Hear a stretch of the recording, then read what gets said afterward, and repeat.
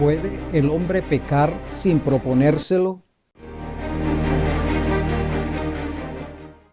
¿Quién fue el que inventó la herejía que dice que el hombre por sí mismo puede resolver el problema del pecado? Esto y muchas otras preguntas trataremos de resolver en el día de hoy. Bienvenidos, mis amados y amadas, a nuestro programa Reflexiones Espirituales, que se transmite por acá, por tu canal AD Séptimo. Vamos a tratar de resolver algunos problemitas que tal vez podamos tener con respecto a la doctrina del pecado. Uno de los problemas que existe en la cristiandad con respecto a esa doctrina es que al analizar la doctrina de la deidad, específicamente la doctrina que tiene que ver con el verbo, utilizar la doctrina del pecado para aplicársela a Cristo, como que si Cristo fuese el que está en el banquillo de los acusados como pecador. Ese es, por ejemplo, uno de los problemas. El otro problema que está en la cristiandad es decir que nosotros nacemos sin tendencia al mal, que nosotros no nacemos pecadores. Vamos a ver cómo podemos resolver esa situación también.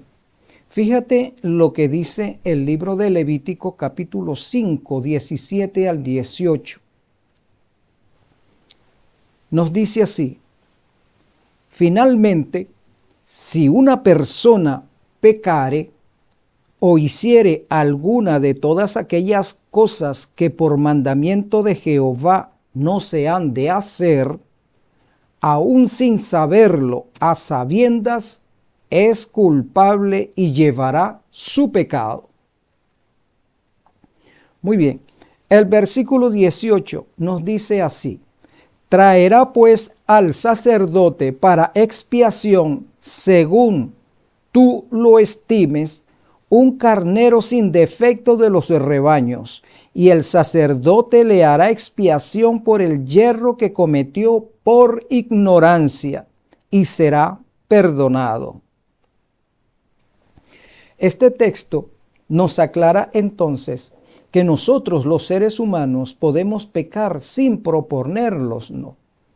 Sí, nosotros sin querer podemos ofender a alguien, sin querer podemos infringir una ley de Jehová. De manera que cuando nos damos cuenta que hemos transgredido una de las leyes de Jehová sin querer, sin proponernos quebrantarla, entonces Dios dispuso en la antigüedad una forma para que ese pecado fuese lavado, para que el pecador pudiese tener la garantía de perdón. ¿Cuál fue ese? Entonces nos dice que traerá al sacerdote para expiación, según tú lo estimes, un carnero sin defecto de los rebaños, y el sacerdote le hará expiación. Expiación significa limpiar, purgar, lavar. Entonces, el sacerdote, como instrumento del Espíritu, como la persona que está representando a Cristo, expiará o lavará el pecado por ignorancia, y el pecador o transgresor será perdonado. Vamos a ver también lo que nos dice el libro de Números al respecto. Números capítulo 15, versículos 27 al 29, nos dice de la siguiente manera: si una persona pecare por yerro, ofrecerá una cabra de un año para expiación, y el sacerdote hará expiación por la persona que haya pecado por yerro. Cuando pecare por yerro delante de Jehová, la reconciliará y le será perdonado. El nacido entre los hijos de Israel y el extranjero que habitare entre ellos, una misma ley tendréis para el que hiciere algo por yerro. Mas la persona que hiciere algo con soberbia, así el natural como el extranjero, ultraja a Jehová. Esa persona será cortada de en medio de su pueblo, por cuanto tuvo en poco la palabra de Jehová y menospreció su mandamiento. Enteramente será cortada esa persona, su iniquidad caerá sobre ella. Estos versículos nos presentan pues que nosotros, sin quererlo, podemos pecar. De manera que la expuesta que dice o que se sostiene sobre el versículo que dice pecado es transgresión de la ley, es vigente, es correcto. Pecado es transgresión de la ley. Pero nosotros podemos transgredir la ley de Dios sin que nos propongamos hacerlo. Y por eso Dios, Jehová Dios, estipuló esta ley. Jehová Dios, que lo sabe todo, que lo conoce todo, que conoce nuestra naturaleza, que hemos nacido con ese estigma en nosotros. Nosotros somos pecadores por condición. Estipuló esta ley para que nosotros pudiésemos resolver nuestra situación delante de Él y siendo perdonados. Muy bien, ¿cuál es el motivo por el cual podemos pecar sin intención? Vamos a ver lo que nos dice el libro de Santiago, capítulo 1. Mira cómo dice, 14 al 16, nos dice así: sino que cada uno es tentado cuando de su propia concupiscencia es atraído y seducido. Entonces la concupiscencia, después que ha concebido, da a luz el pecado, y el pecado, siendo consumado, da a luz la muerte. De manera que este versículo de Santiago nos dice que nosotros somos concupiscentes. Nacemos concupiscentes, es decir, nacemos con tendencias al mal. Nacemos pecadores. Sin haber cometido pecado, esa es nuestra condición. Y como tales, entonces no podemos resolver el problema del pecado por nosotros mismos. Nosotros no tenemos el poder para resolverlo, aun queriéndolo, aun cuidándonos de no transgredir las leyes divinas. Nosotros las transgredimos sin quererlo, sin procurando, mejor dicho, evitar enfrentarnos a una realidad que la heredamos desde Adán. Heredamos esa condición de pecadores, de concupiscentes. Nosotros no tenemos el poder para decirle al pecado no, por nuestra propia cuenta, ¿verdad? Por nuestra propia condición de ser concupiscente, y Satanás lo sabe. Nosotros no podemos hacer frente a la ley que mora en nuestro cuerpo, como lo dice San Pablo, y eso lo vamos a ver más tarde. Nosotros tenemos una ley en nuestro cuerpo.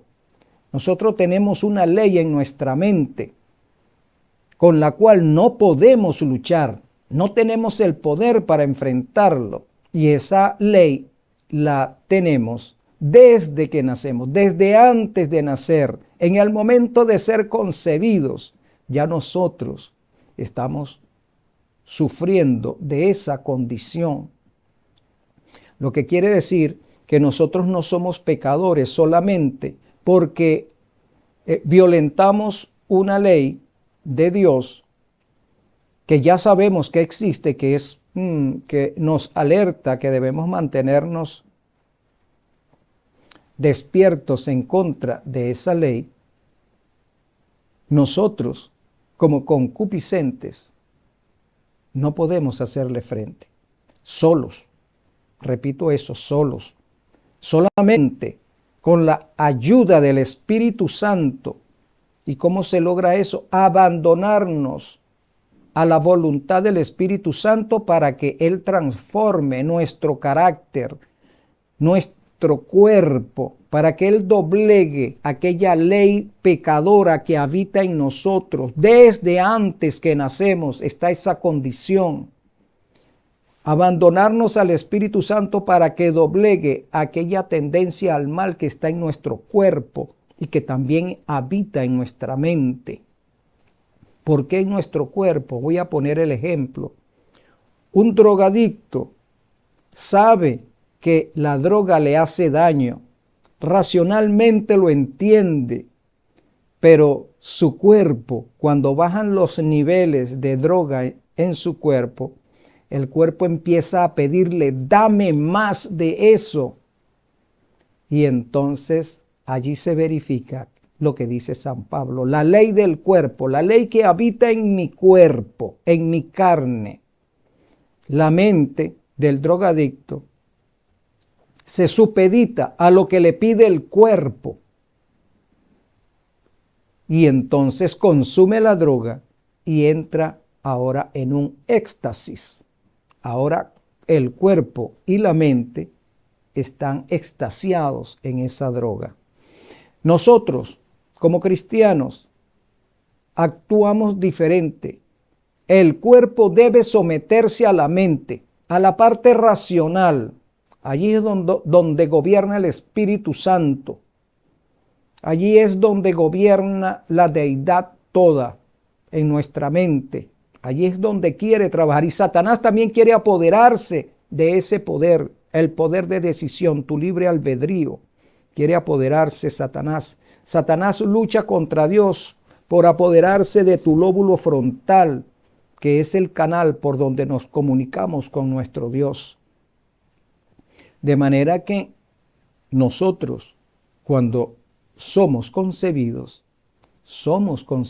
en pecado, porque el pecado, la condición concupiscente que mora en nosotros, la heredamos desde Adán, la heredaron nuestros padres y nuestros padres nos la transmiten a nosotros. Somos concupiscentes por herencia, somos concupiscentes por condición. Así es, amado. Vamos a ver qué más nos dice la palabra del Señor, el libro de Primera de Juan. Vamos a ver lo que nos dice Juan en el capítulo 2. Primera de Juan, capítulo 2, versículo 16. Mira cómo dice. Porque todo lo que hay en el mundo, los deseos de la carne, los deseos de los ojos y la vanagloria de la vida, no proviene del Padre, sino del mundo. Y el mundo pasa y sus deseos, pero el que hace la voluntad de Dios permanece para siempre. Entonces, San Juan nos está diciendo, nos habla de tres formas en la cual se presenta la concupiscencia en nosotros. Mira, los deseos de la carne. Eso es lo que San Pablo llama la ley del cuerpo, los deseos de la carne.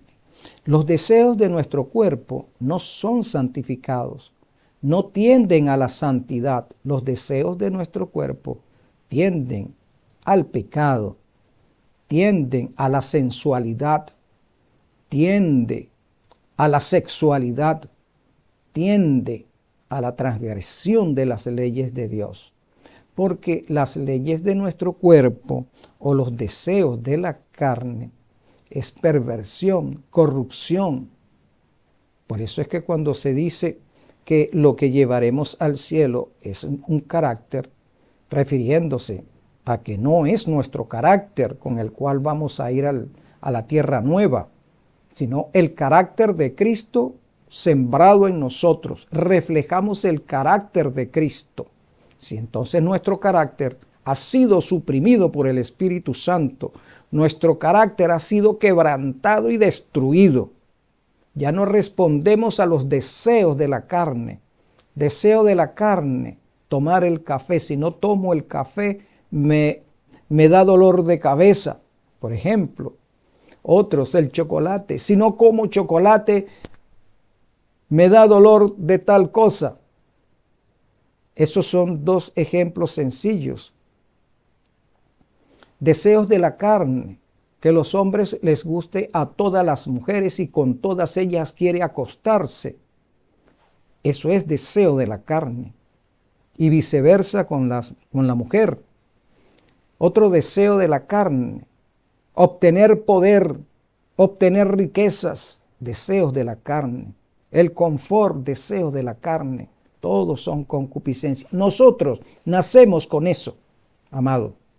Nacemos con eso. Y los deseos de los ojos. Ahora vamos a ver al adulto aquí, porque el niño nace con deseos de la carne. Somos concebidos con deseos de la carne. Y el niño en el vientre materno, ya en él habita el deseo de la carne. Sí, pero ahora cuando nos convertimos en adultos, además de experimentar los deseos de la carne, ahora nos enfrentamos a los deseos de los ojos. Sí, ahora vamos a transgredir la ley propiamente dicha, actuando nosotros. Sí. Cuando vemos una mujer, como dice el Señor Jesús, y la codicia en su corazón, ya pecó. Ya pecó. O sea, ya le dio rienda suelta al deseo de los ojos. Ya le dio rienda suelta al deseo de la carne. Eso también se aplica a la mujer. Cuando nosotros codiciamos las pertenencias de nuestro prójimo, le estamos dando, primero le damos rienda suelta a los ojos, al deseo de los ojos. Quiero eso, me gusta eso, quisiera eso. Y cuando en vez de desechar esa tentación de codiciar, le hacemos caso a los deseos de la carne y albergamos en nuestro corazón, en nuestra mente, ese deseo. Y ese deseo concupiscente, si la persona que tiene el gozo que quisiéramos tener es nuestro amigo, nuestra familia, un ser al cual apreciamos, por el hecho de no tener lo que esa persona que apreciamos tiene, es posible que empecemos a verla ya no con el mismo aprecio que le teníamos en un momento antes. Sí. Y la vanagloria de la vida, las cosas de la vida. Creo que me adelanté un poquito al hablar del confort, de las pertenencias, del poder, del lujo, ¿no? La vanagloria de la vida, el hecho de superación sobre todos los demás, pisando a los demás, la vanagloria de la vida, entre otras cosas. Ahora, ¿dónde se encuentra la concupiscencia, amado? Vamos a ver lo que nos dice el apóstol San Pablo en el libro de Romanos. ¿Sabe? Cuando hablamos del pecado, nosotros nos olvidamos del apóstol Pablo que escribió el libro de los Romanos. Vamos a buscar allí el capítulo 8 de Romanos y vamos a ver lo que nos dice San Pablo en este sentido. Ahora pues ninguna condenación hay para los que están en Cristo Jesús, los que no andan conforme a la carne. ¿verdad? No hay condenación para los que están en el Espíritu, para los que están estrechamente vinculados con el Espíritu Santo, para los que están vinculados con Cristo, para los que están vinculados con toda la deidad, para los que están peleando su batalla fieramente contra la concupiscencia, contra los deseos de la carne, contra los deseos de los ojos, contra los deseos de la vanagloria. Para ellos no hay condenación, porque están batallando en contra de eso. Los que no andan conforme a la carne, sino conforme al Espíritu. Porque la ley del Espíritu de vida es Cristo Jesús, me ha librado de la ley, del pecado y de la muerte.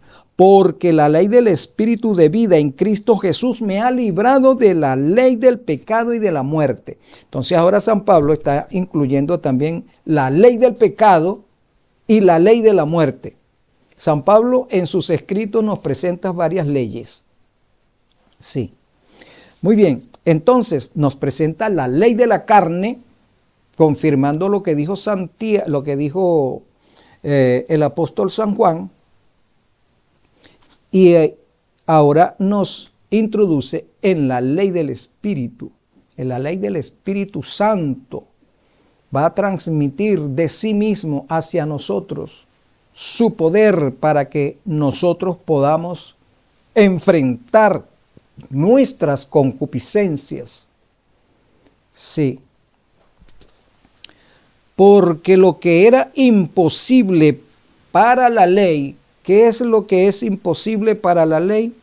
Darnos poder para vencer nuestras concupiscencias. Eso es imposible para la ley. Porque la ley, que es el carácter de Dios, no existe para salvarnos.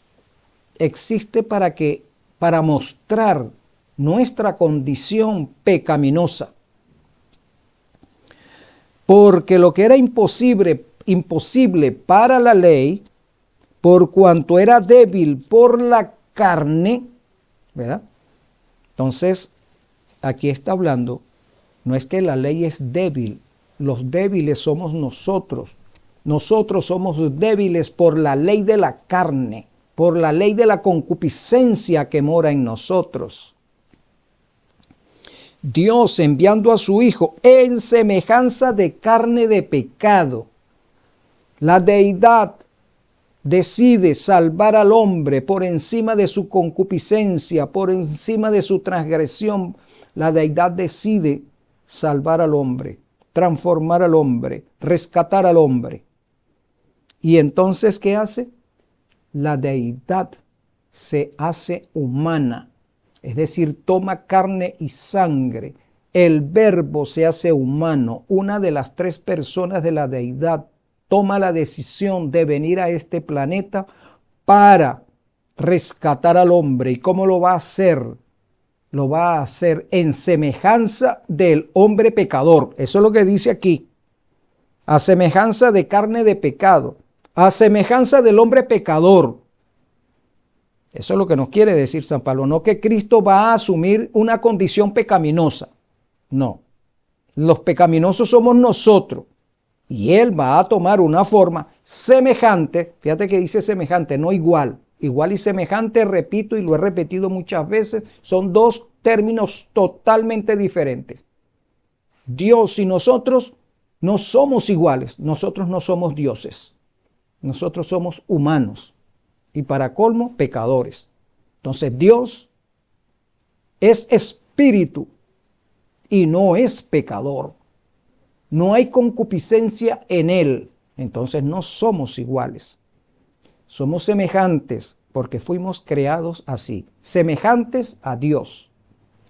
Cristo, semejante a nosotros. Cristo no es igual a nosotros o no era igual a nosotros. Porque Cristo primeramente es Dios.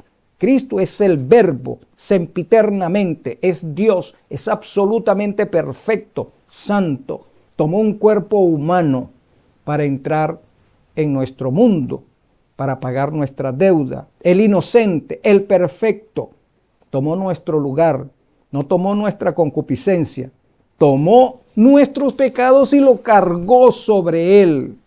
Se hizo culpable. Se acreditó nuestra culpabilidad, se acreditó nuestra pecaminosidad, la cargó sobre él, por eso sufría. Y la pagó.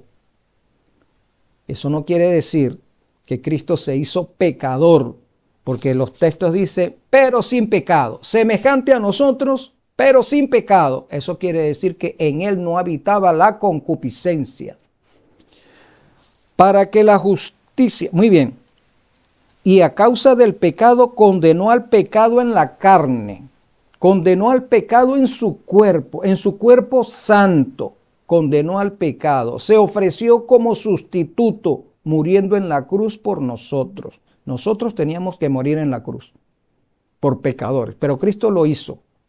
Eso es lo que significa, condenó al pecado en su cuerpo, torturó su cuerpo, destruyó su cuerpo en un madero, o mejor dicho, ofreció su cuerpo a Satanás y a sus secuaces para que mataran su cuerpo, para que mataran su condición humana, porque Satanás pedía que el pecador muriera. Eso era lo que quería Satanás. Para que la justicia de la ley se cumpliese en nosotros, que no andamos conforme a la carne, que no andamos conforme a la concupiscencia con la cual hemos nacido, sino conforme al Espíritu Santo. Porque los que son de la carne piensan en las cosas de la carne, porque los que son concupiscentes, ¿verdad? Solamente podemos pensar en las cosas concupiscentes porque nacemos con eso. Nosotros somos concupiscentes y en las cosas concupiscentes es que nos gozamos, es que nos alegramos, ¿verdad? Porque los que son de la carne piensan en las cosas de la carne, pero los que son del Espíritu, en las cosas del Espíritu piensan. Se deleitan en vivir en santidad, batallando contra su condición concupiscente. Porque el ocuparse de la carne es muerta, pero el ocuparse del Espíritu es vida y paz. El darle rienda suelta a los deseos de la carne, el darle rienda suelta a los deseos de los ojos y a la vanagloria es muerte. Solamente los que batallamos, los que sacrificamos esa condición voluntariamente sobre el altar del sacrificio, es que podemos obtener vida y paz.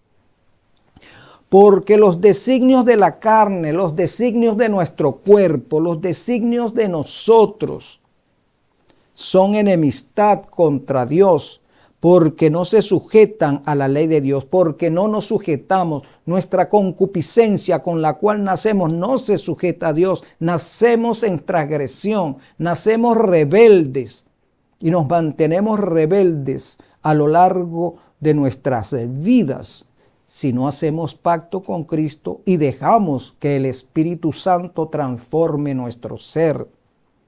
Porque no se sujetan a la ley de Dios ni tampoco pueden. Esto confirma lo que he dicho. Nosotros como concupiscentes no podemos enfrentar el pecado. Nosotros no podemos resolver el pecado por nosotros mismos. Nosotros no tenemos el poder para eso. Nosotros no podemos agarrar el texto de que pecado es transgresión de la ley y que el pecado es una elección. No, amado. El pecado primeramente es una condición. Nacemos con eso. Y esa condición nos impide vivir en el Espíritu Santo. Sí, porque el apóstol Pablo lo está diciendo, ni tampoco puede. Nosotros no podemos. Nosotros no podemos enfrentar el pecado, repito, por nosotros mismos. Nosotros lo que podemos hacer es tomar una decisión. Haciendo, por supuesto, uso del libre albedrío. Tomamos la decisión de vivir en el Espíritu o de vivir en la carne o de vivir en la concupiscencia. Nosotros tomamos la decisión. Señor, yo quiero vivir solo para ti, pero no puedo. No puedo vivir para ti. Me es imposible hacerlo. Me es imposible vivir encuadrado en la ley de los 10 mandamientos. Me es imposible. ¿Por qué, Enrique? Es imposible porque soy concupiscente. No puedo batallar contra mi propia concupiscencia, Señor. Entonces Jesús dice, como le dijo a Pablo, bástate mi gracia. Eso lo vamos a aplicar de esta manera. Dame tu corazón. Es decir, dame esa concupiscencia que tú sabes que habita en ti. Entrégamela y yo la voy a doblegar. Yo voy a destruir esa concupiscencia. Pero voluntariamente entrégate a mí. No sigas albergando en tu corazón la ley de la carne, la ley del pecado. No sigas dándole a tu cuerpo lo que te pida. No sigas dándole a tu mente lo que ella quiere. No, suprime eso conmigo. Yo te doy el poder. Batalla contra eso. Ese es el proceso. Nosotros no podemos decir solamente que el pecado es una elección. Porque Pablo dice, no puede. Porque no se sujetan a la ley de Dios ni tampoco puede. El hombre concupiscente no se puede sujetar a la ley de Dios. Nosotros nacemos concupiscentes y aunque hemos hecho pacto con Cristo, todavía la concupiscencia habita en nosotros y hemos empezado a batallar contra esa concupiscencia a lo largo de nuestras vidas. Eso se llama santificación. La santificación es eso, amado, batallar contra nuestras concupiscencias de manos del Espíritu Santo, sabiendo que por condición, por herencia soy concupiscente, pero mi elección es dejar de serlo, dejar de ser concupiscente y decirle al Espíritu Santo que gobierne mi ser, que gobierne mi cuerpo y que gobierne mi mente. Él es el único que puede hacer ese milagro en nosotros, pero nosotros mismos no lo podemos hacer. Vamos a ver qué otra cosa nos dice. Y los que viven según la carne no pueden agradar a Dios. El que vive en pecado no puede agradar a Dios. El que vive, aunque se llame cristiano, dándose algunos gustos pecaminosos contra su cuerpo, contra su mente, contra el Espíritu Santo, no agrada a Dios. Y repito, eso tiene que ver con nuestra santificación. Batallar para mantenernos santos, puros, de conciencia, de mente y de cuerpo. Sí, amado. Mas vosotros no vivís según la carne, sino según el Espíritu. Si es que el Espíritu de Dios mora en vosotros. O sea, San Pablo le está diciendo a los hermanos de Roma, de la iglesia de Roma, que ustedes ya hicieron pacto con Cristo. No pueden seguir viviendo en vuestras concupiscencias, en vuestras costumbres, en vuestros ritos, en vuestro paganismo, en vuestros festivales. No, ustedes no pueden seguir viviendo así, porque ustedes han hecho pacto con Cristo, ¿verdad? Ustedes están siendo gobernados por el Espíritu Santo, si es que alguna vez decidieron vivir en el Espíritu. Eso es lo que está diciendo San Pablo. Si es que alguna vez lo decidieron, o si es que alguna vez han comenzado a vivir en el Espíritu. Y fíjate lo que sigue diciendo. Y si alguno no tiene el Espíritu de Cristo, tampoco es de él. El Espíritu de Cristo. ¿Cuál es el Espíritu de Cristo? Santidad, moralidad, absolutamente perfecto. La motivación de Cristo. El Espíritu Santo refleja también ese carácter, el carácter del Padre, el carácter de Cristo.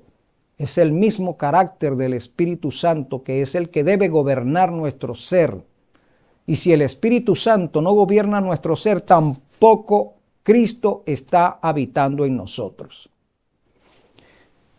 Y nos sigue diciendo Pablo, pero si Cristo está en vosotros, El cuerpo en verdad está muerto a causa del pecado, mas el espíritu vive a causa de la justicia. Entonces, si Cristo vive en nosotros, nos está diciendo Pablo, nuestra concupiscencia, la ley del cuerpo que habita en nosotros está muerto cuando Cristo habita en nosotros. Nuestra concupiscencia muere.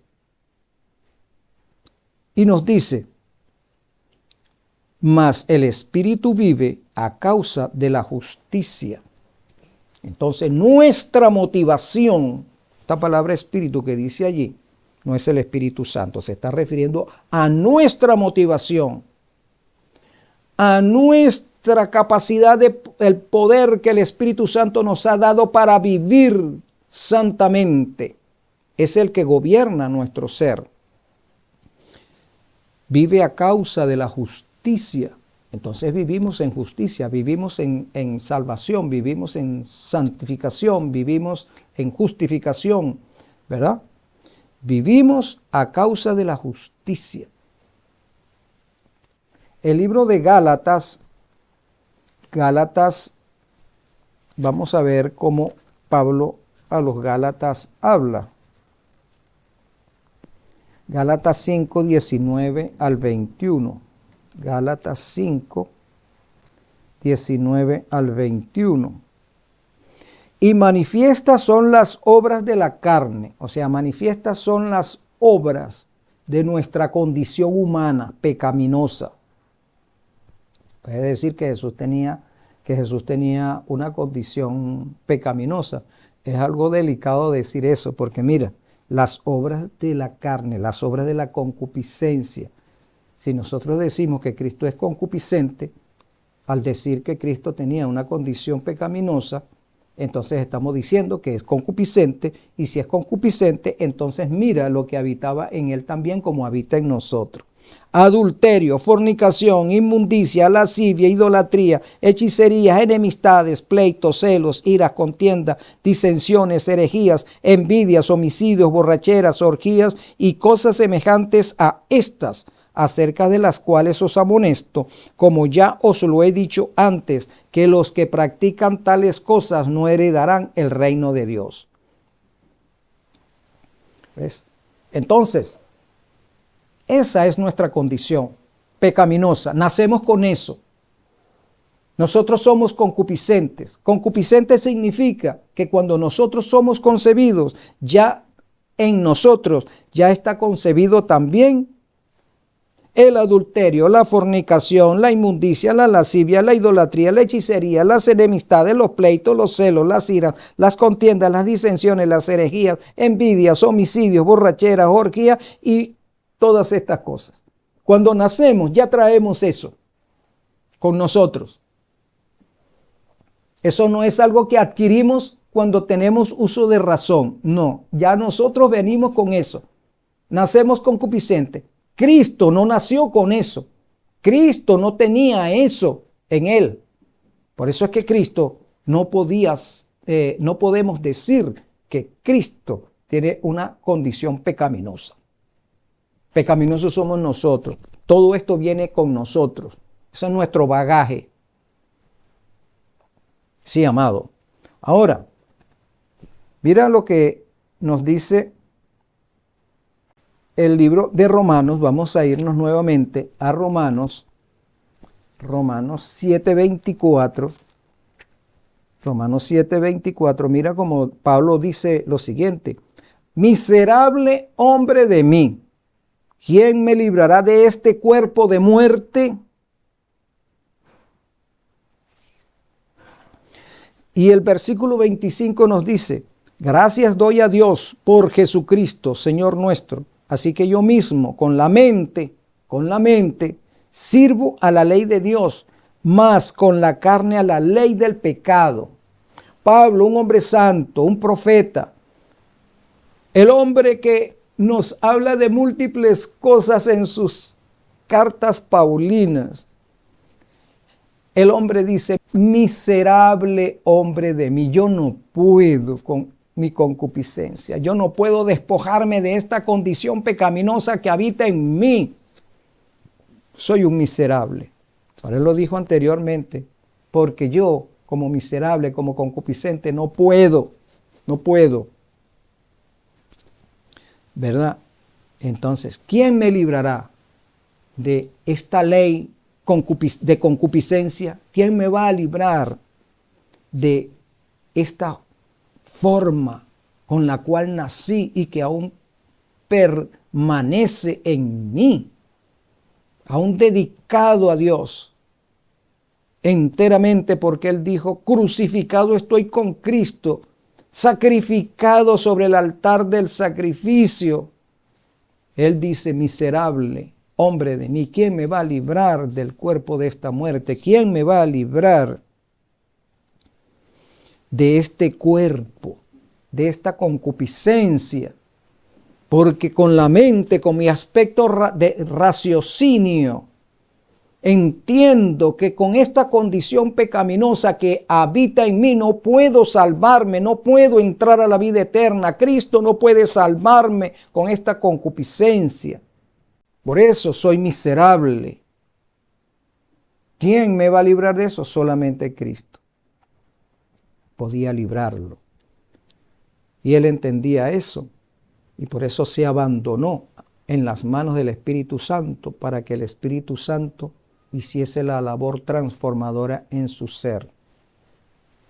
Por eso es que después, en los umbrales de su muerte, dice, he corrido la batalla. ¿Qué batalla? La lucha contra la concupiscencia, la lucha contra la ley de la carne, la lucha contra la ley de su cuerpo.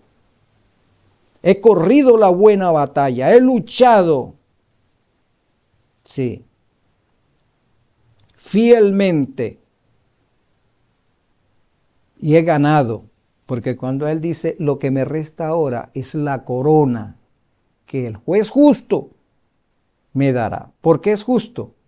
Porque él vio mi lucha, él vio mi pelea, él vio que yo hice todo lo que estuvo a mi alcance para mantenerme en santidad. Él vio que yo me abandoné en las manos del Espíritu Santo para que el Espíritu Santo me diese el poder para vencer.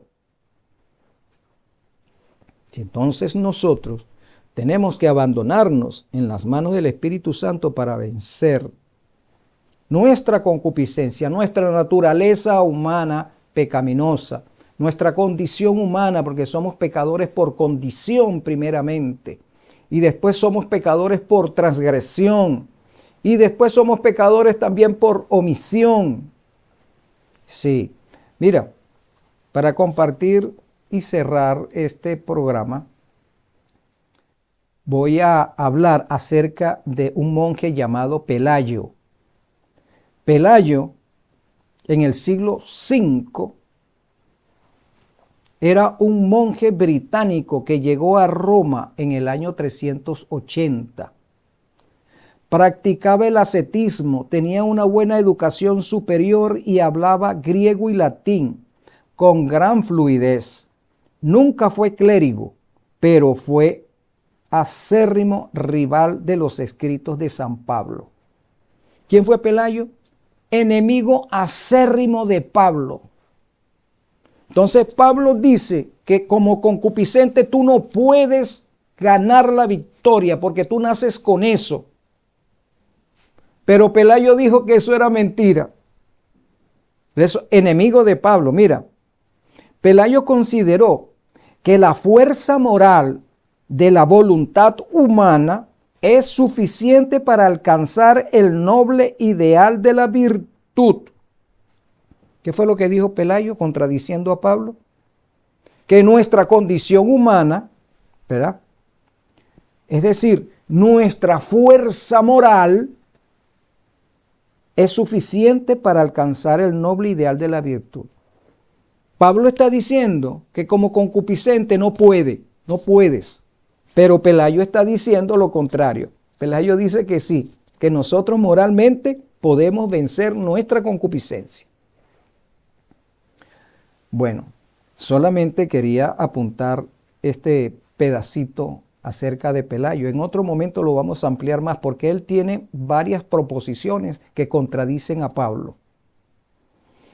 Y una de esas, repito, es decir que el hombre nace perfecto, que el hombre nace siendo bueno. Eso lo decía Pelayo, en contraposición de Pablo, que dice que nosotros nacemos con condición pecaminosa, porque la heredamos de Adán, constituidos pecadores. A nosotros se nos acreditó el pecado de Adán. Sí. Bien, mi amado, espero que podamos vernos nuevamente en el próximo programa. Te envío un gran abrazo.